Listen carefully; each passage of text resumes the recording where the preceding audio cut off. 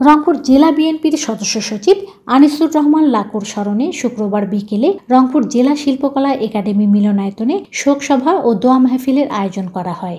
রংপুর জেলার ৮ উপজেলা ৩টি পৌরসভা সহ বিএনপির বিভিন্ন পর্যায়ের নেতাকর্মীরা এতে অংশ নিয়ে জেল জুলুম নির্যাতনের শিকার আনিসুর রহমান লাকুর রাজনৈতিক জীবনের ত্যাগ সংগ্রাম তুলে ধরে স্মৃতিচারণ করেন।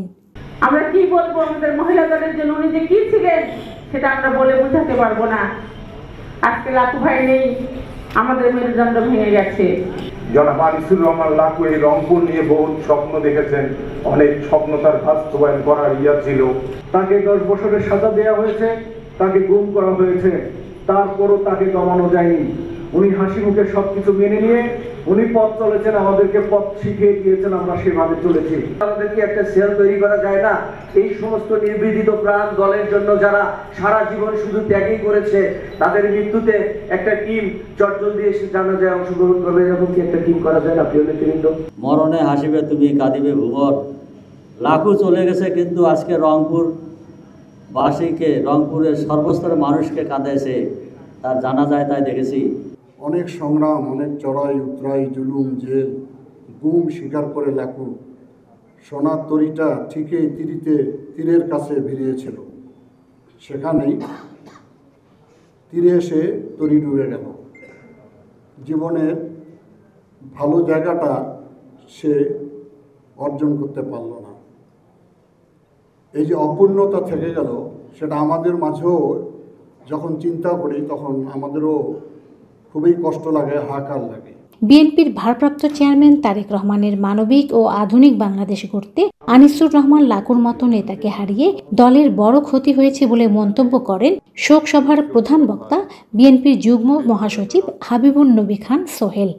তারেক রহমান যে লড়াইয়ের যে মানবিক বাংলাদেশ গড়তে চাচ্ছেন, যে আধুনিক বাংলাদেশ গড়তে চাচ্ছেন, তার জন্যে আনিসুর রহমান লাকুকে আমাদের রংপুরে খুবই প্রয়োজন ছিল এবং লাকুকে হারিয়ে আমাদের অনেক বড় ক্ষতি হয়ে গেছে। এই ক্ষতি হয়তো কোনোদিন পূরণ হয় না।